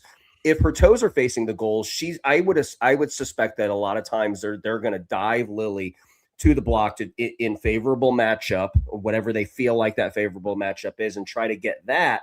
That's also something to watch too. But that zone isn't just effective in the fact that Zartman gets 4 steals a game on it, and it isn't effective from a pace perspective. It's also effective because it takes really good offensive scripted basketball teams like Northridge out of their script. Fascinating. Speaking of Warsaw, Jocelyn Bricker scored a school record 43 points against Peru over the weekend, and then became the school's all-time leading scorer in the nightcap. The game against Columbia City. Or no, it wasn't Columbia City. She played Columbia City the next night. Either way, Josh coming off a huge weekend, 43 points in one game. School's all-time leading scorer the next. And the kids just playing at an elite level. All of them miss basketball, that side of things. I'm going to dive into that here in the next couple weeks. Jocelyn, spoiler alert, certainly among the front runners. She has a very compelling case. But it's an interesting field. Let's talk about the number one team thing real quickly, Danny, before we talk about the game that we were at tonight. Sure. Warsaw's number one in the coaches. Doug made an argument that he believes they're number one. Where do you fall on it? I have an opinion, but I'm going to save that for after you. I'm going to let you take the bullet first. Well, okay. I'll answer your question with a question, okay? Had Warsaw not lost to Jennings County in the Hall of Fame, would you view them differently? Yes, I would. It's a catch-22. Can I just take this and run with it? Go. Because that's what I wrote, because it's a fascinating thing, because if Warsaw doesn't lose to Jennings County, I don't think that we're talking about them in the same terms as one of the state's best teams with as much confidence as we are now, because that game undeniably changed the course of their season. It woke some things up. It shakes some things loose. It has them playing a lot better as a team. Like Warsaw at Brownsburg's Thanksgiving versus Warsaw at Christmas at Hall of Fame was night and day. Competition, I think that Jennings County and Evansville Central are comparable. Both have that one go-to score. They have some size, etc. I think that's a pretty apples to apples comparison. But just the way that Warsaw was running its stuff, the way that it was defending, the energy, the cohesion, I mean, it just so much is different. But you can't discount that loss. Like a loss is a loss in this instance, and it was a loss to Jennings County, a 3A team that Warsaw should have beaten, but they didn't, and that's a credit to Jennings County. So I think we're on the same page here. Go ahead. I'm sorry. No, don't apologize. They're a wagon. Okay. Yes. They look, Jocelyn Bricker. Let me see here. 52% from 3, 86% from the line, 57% from 2. Just when you think that the 52 is impressive, more than 2 times the amount of attempts with Brooke Zartman, and she's shooting 40% from 3.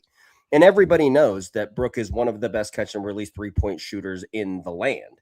So that's with shooting 40%. That's with knowing that's what she's trying to do. Bricker's shooting 52% because you have to give a step, right? She just really only takes threes that she's open for. But Neely is also shooting 42% from 3. He mentioned Reagan Huss. Reagan Huss is shooting 30% from 3. He mentioned the Kaiser thing. Like their ability to score the basketball. And again, remember, we've talked about this with Warsaw. It's a very metric-based, offensive system, right? Yep. They try to get to 16 points each quarter. They try to get to 65 points because they don't feel like they can lose. The one game they lost, they scored 59 points, right? Like you can say like, oh, well, we didn't do things on the defensive side against Ernstis or we had a bad closeout against Kent in that one possession or whatever it is. But at the end of the day, I think you could look back at the offensive inefficiencies in that basketball game, and that's what they want to do. But they are doing this better than at any point in time that they were doing it last year. In scoring the basketball and moving the basketball. The ability for Jocelyn Bricker to just get to her spots has become almost laughable. Like she's all, watch a Warsaw game. She's always in the paint, and so the Warsaw's ability to score the basketball against teams that maybe don't have the ability to congest the paint. Okay, look, we just had Stuckmeyer on, okay, and we talked about Satterfield and the way that they play off of the basketball. I mean, they've got some teams that really like to congest the paint. We'll see what Rod Parker throws at them when Homestead plays them also.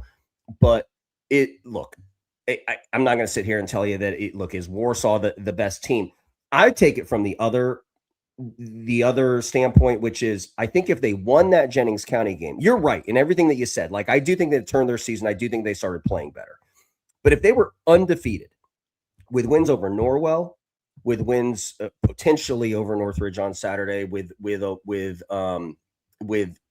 I can't even remember who they all beat now at this point in time, but with the resume that they have, remember at the beginning of the season, we were talking about how Warsaw and Norwell, those two teams had like the best, like strength of record, if you will, to use a college football term, like a strength of record, like their quality wins were the best. This will be another one that if they can beat Northridge in a rivalry game where there's a ton of familiarity, I think we'll say a lot more. I'm not sure that I would want to. I think Warsaw is one of the basketball teams that is most difficult to scheme against, because it's very natural for a coach to say, well, we're going to keep Bricker out of the paint. Okay. You got to realize that they got a 40% three-point shooter in Brooke Zartman and a 42% three-point shooter in Alexis Neely. To keep Bricker out of the paint, she's going to need some help. Where does that help come from? They do a really good job of positioning their players to allow, if you're going to help, you're going to bring it off of the wrong person kind of thing. I think they're one of the more difficult teams to scheme against. I said Gracyn Gilliard. I've also said it about Kennedy Holman. Those are individual players that I think are most difficult to scheme against and to guard.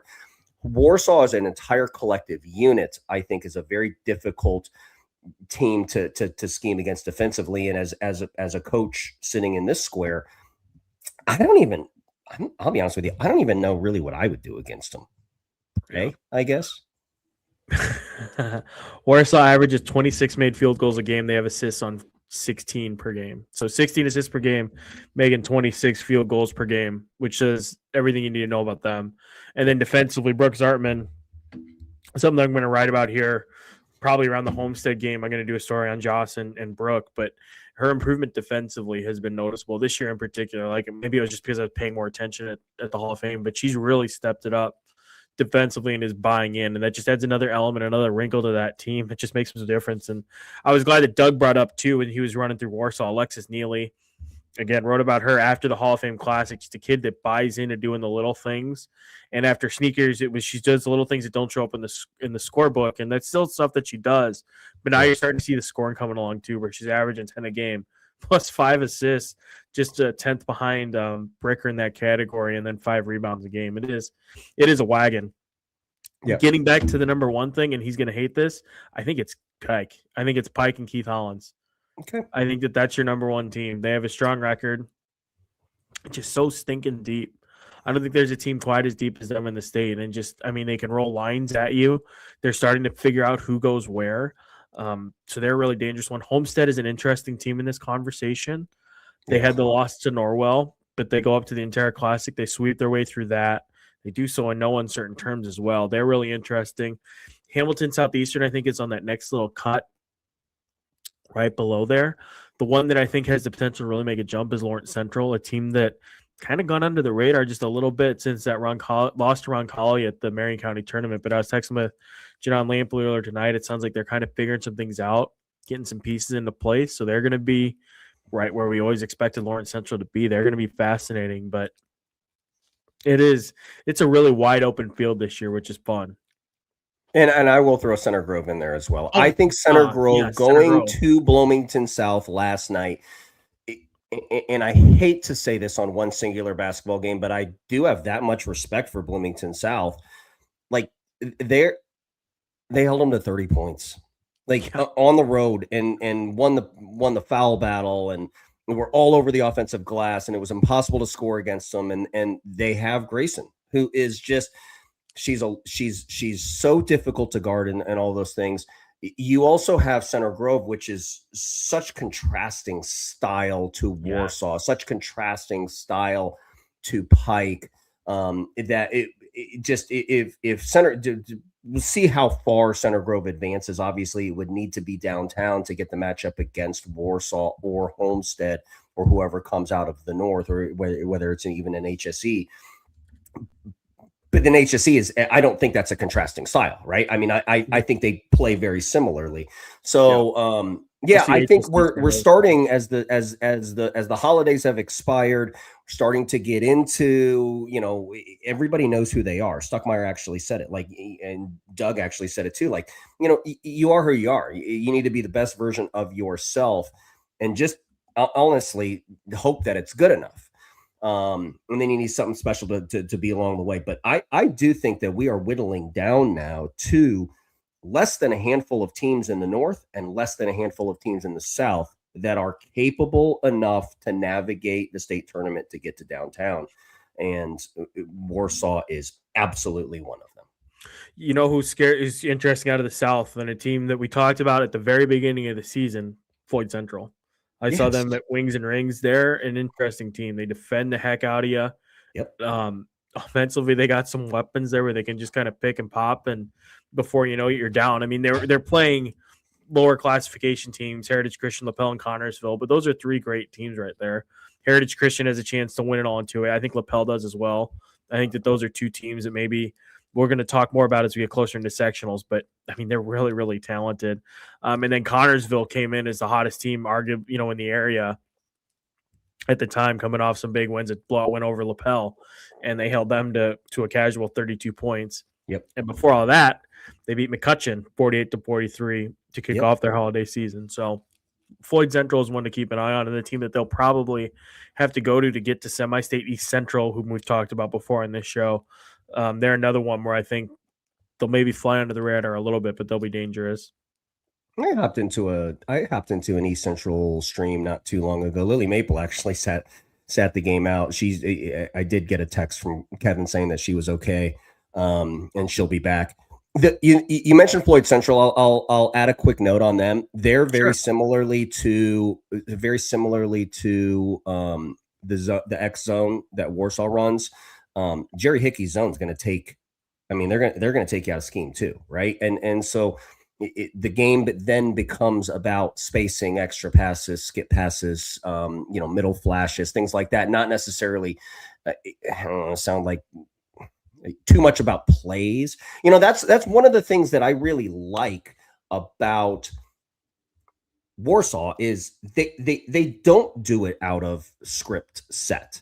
Pike does it in script, but because you mentioned their depth, they have so many different, like, okay, you're going to take that away. Okay, well, we'll do this. We talked about how in the Marion County tournament in the semifinal, they hit a bunch of threes expecting fan out, and then they attacked them in the middle of the floor off ball screen too, just for fun. Yeah.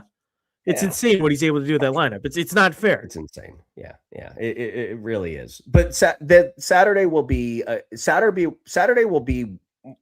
one of the tougher tests, I think, for Warsaw in Northridge, and just to kind of bring it back to them, because these rivalry games. I mean, you said it was one of two. Okay, well, Doug now has the opportunity to try something. Okay. And if it doesn't work, who cares? Then now you're heading into the sectional matchup against Warsaw, and you can try something different and something that maybe Warsaw doesn't get the opportunity to play against. So this game is, Northridge is already in some ways kind of won a little bit in the sense that they get to see the speed of Warsaw. They get to see what works. They get to see what matchups there are. But I have, when Doug said, I keep going back to this game. When Doug said that he's taking player input, I'd be surprised if the senior Conley didn't walk into Doug Springer's office and be like, I got bricked. Yeah. We'll Danny's see. going out to put as much bulletin board material in as many different lockers as he can tonight. Couple other 4A teams just to shout out as we continue just bouncing around all over the place before we get to Cathedral Noblesville. The Snider's interesting that they have Cooper back. Yes. I mean, what they did over the holiday weekend, splitting with Norwell and Valpo. Ticket to Norwell, which was, I talked to Eric Thornton a little bit. They were a little tired after that because they had a great game with Valparaiso earlier in the day. So the schedule's a little tough, but still, he made the point, and this is something that Eric said before. I mean, this is the only way they get better.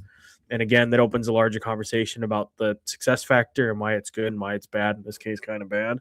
Brownsburg's an interesting team. They've come close. I had the stat, but they've come really close against a lot of really good teams. Is the gist of this point that I'm stumbling my way through.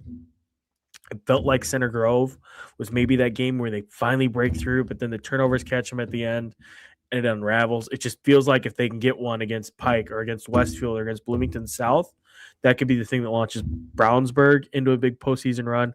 I'll have a chance to see Plainfield on Saturday. I'm really interested to see how presumably Saturday, if they make it to the Hendricks County Championship game. Very interested to see how they look after the Hall of Fame Classic. And then Pendleton Heights, a team that I will see on Saturday again against Jay County.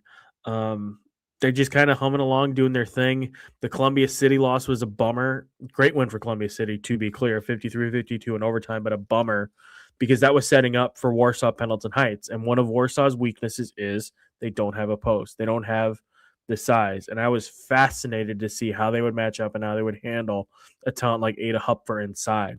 Would she be able to feast? What adjustments do they have to make? What kind of things do they do, to your point, to experiment to see that for when they run into a team like that from the north later in the tournament or the south at any point during the tournament? Snider. You mentioned Snider, right? Mm-hmm. Yeah. McKenzie White coming back from injury is a big deal, okay? McKenzie White's a true freshman, one of the best players in the 29 class, sat out earlier in the year, and so when Warsaw got Snider on the road in that win, it was without McKenzie White. McKenzie White now is a space eater inside, does make layups, is physical, is pulling down 6 rebounds a game, is scoring in double digits. A very, very good basketball player that does change the complexion of who they are. Looks like she dropped 20 against. Is this a McKenzie White stat that just came across? Like you dropped 20 against Norwell, and not missing, shooting 89% from the field. Like so, McKenzie White. That's more than Janaea Cooper. Okay, and I do think that I saw McKenzie when she first came back against Carmel, and she was fine. Okay. But, as you watch more Snider basketball games, this kid is getting more comfortable with varsity basketball. This is a 29 who, again, remember, she hasn't played at this level at varsity basketball quite yet. And so she's starting to get more comfortable now. That I do think that Snider is we'll use the cliche, a very tough out because of the presence of McKenzie White, in addition to how extraordinary Janaea Cooper really is as a basketball prospect. Yeah. Danny, we went to a basketball game tonight, and that was the main reason why we were late getting on tonight. Noblesville versus Cathedral, a double overtime thriller. A game that you called early on was going to be great. I was a little more skeptical, but my gosh, it delivered. 69-68, double overtime. We had buzzer beaters. We had controversial calls. We had everything you could have asked for in that game. It was phenomenal. It was. Cathedral is doing what Cathedral did last year. And they've won, is it 10 straight now? 9 straight? It's something like that. We'll call it 9 straight. Okay. 9 straight basketball games. And if you go to John Harrell, look at who they beat. They haven't beat real 4A programs Tonight is no exception. But here's why tonight felt different, okay? It wasn't Anuka and it wasn't Wiggins primarily. Did Anuka and Wiggins make plays throughout that basketball game to affect the outcome? Yes, absolutely, okay? But they had a kid named Babington, okay? Yeah. Who maybe fair to say has maybe, I don't want to say struggled, but is just learning how athletic and how good she can really be. Made monster plays tonight. I mean, monster plays. So that lob right there that you guys just saw was a set that they ran 2 baseline out of bounds plays before for Caroline Wiggins, which would indicate that that is Caroline Wiggins' play. Caroline Wiggins, to this point in the game, had fouled out on a charge call that Maya Blower drew. And they just ran. That wasn't an ATO. Like Lisa, there was 2 seconds left. Lisa just shouted, we're going to run the same set. Babington hadn't been there. She delivers. The game-winning play was by Maddie Watko, who's a great player. I mean, anybody that knows, she's a really, really good basketball player. You'll see the play here that, when, oh no, that's a different play. No, that's in regulation. So, I'll get that but one. at the end, in the double overtime game, it was Watko that got the deflection.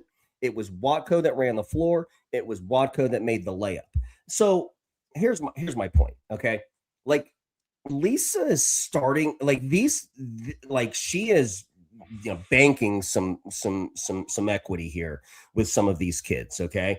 Like to have the success in a singular basketball game for Babington, to have a singular success for Watko now gives them more options and more ways to win basketball games. But that was a great win from a Cathedral perspective, and they're 9th straight. But I don't want to assure you, but I would hypothesize that most of the time they're winning these games because Anuka and Wiggins are better than that, are good enough to win them that basketball. Another level this year. And Anuka hit a monster three in this basketball game in overtime when it looked like, oh, well, maybe Noblesville's just going to get him, because Blower was playing fantastic. Like she was really, really good in this basketball game. Maya was. And I think it was whether it was an and one or a 3 or something like that. But Anuka came down and matched it. And that play right there that you just saw, that was the last play of the game where Maya threw one up at the buzzer. Like that's all they were trying to do is just get her in a downhill, because they got her in a downhill earlier at the end of, it was either regulation or the end of the first overtime. They got her in a downhill like that, and she completely delivered and made a play. I think she shot it right across the lane on a bounce pass and got a little layup that sent it into the next frame. But a great game. I mean, just a great game. Like a very entertaining double overtime game. 2, really highly respected coaches that have a lot of familiarity with each other. But it wasn't what you expected. Like, Quigley was on the shot. Like it wasn't like Quigley and Anuka and like it was these other kids, which is to me what made it so unbelievably fascinating.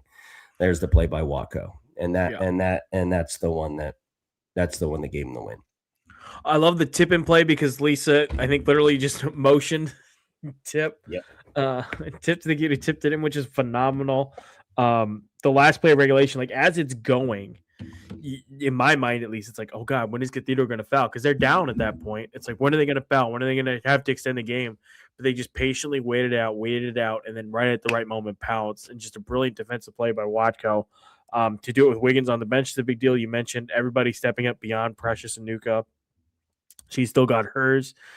21 points for her, 13 for Watko. Caroline Wiggins finished with 12, 11 for Babington, 24 points for Maya Blower. And you mentioned a 3-pointer. I think it was at the start of the second, or at the start of the first overtime. I think it was she hit it. Might have been. Yeah. Either way, the moments before that, she missed 2 free throws that could have iced the game for Noblesville. That's right. Missed the 2 free throws, comes back and bangs a 3. And honestly, that kind of encapsulates and transitions nicely to the Noblesville side. They were down, I think, 11 of 15 varsity players over the holiday break, with just an absurd collection of injuries, from concussions to ACLs to food poisoning to the flu. Allie Hutchinson re-aggravated a hip injury she suffered. That kid's playing in the post because CC Quigley's out. There are concussions. I mean, just anything and everything that could have been thrown at that team, short of COVID. Knock on wood. I apologize, Donna. I may have just spoken that into existence with how their luck is gone. But I mean, it's just like everything was thrown at that team is just crazy. But found a way to go 1-1 over the weekend, and then tonight, I think I made the comment to you. They're just scrappy as heck. Just really, I mean, every rebound, they really miss CC inside, but just every rebound crashing the floor, battling. That game felt like, as Cathedral, like we've seen them do this before, where they get down early and they just come roaring back, and before you know it, you're in an insurmountable hole. Felt like maybe that's where we're going to get tonight at some points, but Noblesville did a good job of hanging in there and just kind of grinding away, keeping themselves close within striking distance before pulling ahead and then just turning it into a heavyweight bout. A really fun game. Noblesville, when they're fully healthy, they won't be fully healthy this year, but when they can get a CC Quigley back, hopefully Ollie Hutchinson's hip holds up. But tonight didn't really change my opinion of them, I guess, is where I'm trying to go with that. Quigley was very missed in this game. I mean, Cathedral was all over the glass. Donna's doing a really good job of coaching around the different personnel, though. And I'll cite you an example. Like, everybody knows that she runs the 1-3-1, and that's their staple. And they will push you up in the middle as far as you want to go.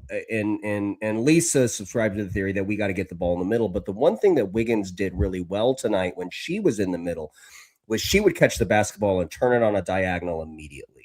So when the middle is lifted against that 1-3-1 and you can get the ball to the corner, remember, we've talked about this at length. Reagan Wilson has played back there. Maya Blower has played back there, but they had moved Maya to a different spot in the zone. So they have kids. I think Coverdale was down there at some point in time. I mean, they had kids that maybe weren't accustomed to playing it. And with that quick middle diagonal ball reversal, those kids were in 1v1s.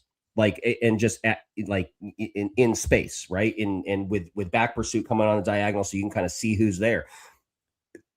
Donna changed that. Like, she she put Blower back on the baseline and eliminated that action that was so successful for Cathedral, kind of earlier, kind of throughout the particularly the second half, right? But she's coaching around this personnel really well. But she got a play from Aaliyah McGee tonight. Like, the game looked like it was over. And then Cathedral has a 1-point lead, melting clock, waiting for the foul. And Aaliyah McGee steals the basketball, goes the length of the floor, makes a layup, which set up that what Hank described, which is like, when are they going to foul? When are they going to foul? When are they going to foul? Cathedral had the basketball, Noblesville had the basketball at the end of the second overtime with a 1-point lead and 60 seconds left. Mm-hmm. The Watco play went through the rim with 2 seconds left. Cathedral guarded without fouling for 50 seconds before they jump. It's absurd. Like, it's absurd. And everybody in Cathedral High School was yelling, foul, foul, foul, foul. And Lisa wasn't yelling foul, foul, foul. She was calling defenders over to jump and double. Maya gets into the middle of the floor, a decision that she probably wants back. But Watco gets the deflection, gets the steal. But that was such a fascinating, just like, I'm going to dig my heels in here and I'm going to try to turn them over and see. She did have a timeout in her pocket.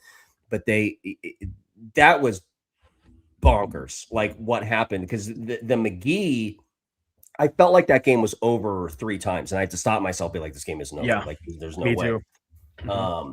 I mean, even when Watco hit it with 3 seconds left or whatever it was, I think there were 3.9 seconds left. Maya was playing so well. You actually leaned to me, what do you want here? And I said, all you're going to try to do is get Maya in a downhill. You just got to get her on a diagonal, and so she can get downhill, because she can cover that ground. And she got a pretty good look. I think she probably had one more bounce before she hoisted it up. But Donna got exactly what she wanted in that 3 second, last possession too. So Donna's doing a great job in kind of managing Yes. through what they have to deal with. And that's going to be really good because the same thing that I said about Babington and Watco and some of those other players on Cathedral, the same could be said about Noblesville, that these are things that these players now can draw back on. So when they get, Morelli up and running and comfortable now, and she becomes more of a part of it, and Quigley comes back, and what is going to be, it's going to change the entire complexion of this basketball team. Yep. McGee, by the way, off the bench, thrust into the starting lineup due to injuries. Played a great game tonight. A hugely impactful player. On the injury front here, I have the exact count from my interview with Donna. She said we had 11 of our 16 were out. 11 of our 16 kids were out. We had 2 knees, 2 hips, 2 concussions, an ankle food poisoning, and the flu. Hutchinson the other day wasn't allowed to do full court things, I think, because of her hip. Like she tore something in her hip, that kid, and she's playing through it. They had another, I think Nora Veter maybe is still on a minutes restriction. Donna said she has like a note card basically of just here's who can play how many minutes, here's who's fully available in that because it's just so bad. And it's a testament to her as a coach that she's been able to navigate the team through this, get them through this and to this point. Because, man, that's brutal. And then on the other side, I mean, Lisa and Cathedral, they're going to be a pain in a lot of teams' butts come February, man. Like that's another team in 3A. It's capable of running into Gamebridge this year. Like it wouldn't surprise me. The area scene, I think, in the classes beyond 4A is very, very robust, maybe deeper than it even has been in past years. Yeah. And based on what happened last year, nobody should be surprised with what's happening at Cathedral. Like this is it's the same thing they did last year. Just they lull you to sleep, and then I mean, didn't they? Wasn't it all the way to the semi-state, right? I mean, yep, semi-state semis. They lost to Ron Colley. Man, what a run! Yeah. It's gonna be great. That's all I got for tonight, Danny. Anything else you wanted to touch on? No, are you sure? I mean, only gone an hour and 47 minutes. I know. That's all you got? Yeah, I know. Well, we had 2 long interviews. Those were 2 of the longest interviews I think we've ever done. Both of them went 30 minutes. No, and that's my fault because this is the first time in season 3 where we've had coaches on, and it almost I said the first time, but we paired them up with players. Yeah, no, that was my bad because I get like that's what I like. That's what I'm like. I'm obsessed with. I said this to Stuck off air. I like it when I can watch a basketball game that maybe I don't know everything about, and I can see what their identity is and what they are trying to do. The 2 coaches that we had on tonight, Kevin Stuckmeyer and Doug Springer, you can watch those basketball games and you can see what they work on in practice. It is really a testament to what of install implementation. And that is a lot of what coaching is. It's not a lot of the whole we had a 30-second timeout and give me the marker and a board and let's draw a play. That's right. Like the true mark of a coach is instilling an identity in who they are. And I think those are 2 coaches that do it as well as any other coaches in the state. So sorry if hopefully you fast forwarded through my parts, guys. Jeez Louise. Get to the real meat. Get to the real meat with Hank asking questions about stats. Great questions from me, surely. We thank you all so much for watching. Shout out to the 6 people who made it to the end with us. Shout out. We peaked at we were peaking later in the show with the number of concurrent viewers, so that's good. Everybody watched on the rewatch anyway. Show rundown in the subscription again, or in the description. Be sure to subscribe to the channel. We're on a quest for 1,000 subscribers on the channel, so do your part and subscribe. Lots of stuff up on IndyStar right now. We have a weekly wrap with some insight on HSE, KK Holman's injuries, the big thing there. Gracyn Gilliard's story went up today. I'm going to have more on awesome game coverage this week. Danny and I will be back on Sunday with our regular weekly wrap show. I'll have a weekly wrap. Going to have some more on Allie Hutchinson. In the myriad of hats that she's had to play while also dealing with the hip injury that I mentioned before. What else do I have, Danny? What am I forgetting? you have an opportunity now because it's your show. Like, you don't want these games on Friday, right? I mean, duh. Yeah, for God's sake, athletic directors. Go full screen. You can go full screen for this because I'm good. I'm all in. I did that last time, and for God's sake, the boys are moving all their freaking games off of Friday for the IU game, and it is surprising and that the girls aren't. And I understand scheduling conflicts, and I haven't dug deep into this. I'm not super passionate. I'm doing this for purposes of comedy, but it is surprising that there are so many good games and we're sticking them against the biggest football game in IU history, in state history. I'll go there. What's Super Bowl? This is the biggest football game ever in Indiana. Yeah. I mean, why? I don't know. And these are good games too that people, myself included, are gonna miss. Westfield Hamilton Heights is one. Westfield Hamilton Heights is that's the one. Yeah, Westfield Hamilton Heights. So come on, Westfield. And but by the way, I don't even know. Like Jenny Smith, is she still the AD over there? I don't know. I mean, maybe it's one of them. Yeah. Yeah. Come on, Jenny. Well, no, I mean, she doesn't care about Cream and Crimson. It's a Purdue family. I know, that's what I was thinking. That's a Purdue family. That's going to be a marvelous game. I think you have Guerin and Chittard. That's an interesting game as Chittard kind of continues to build some momentum. Guerin's a scrappy team. You have Franklin Central at Roncalli, the annual cancer game. I think that's a doubleheader, so maybe it's a little hard to move. I don't know, but that's a rivalry game. Claire Lindsay on the girls' side obviously dedicated that game to her dad a few years ago. Cool. A really cool thing that she did for colon cancer awareness that ties in there. But there's just so many good games, and it's just such a pity that because again, I'm selfish and it's all about me, can't attend. So if you could move them to Saturday, move them to Thursday, stagger them through the day. Tip the first one off at 11. Get me a ride to the next one again, because Danny, all about me. Yep.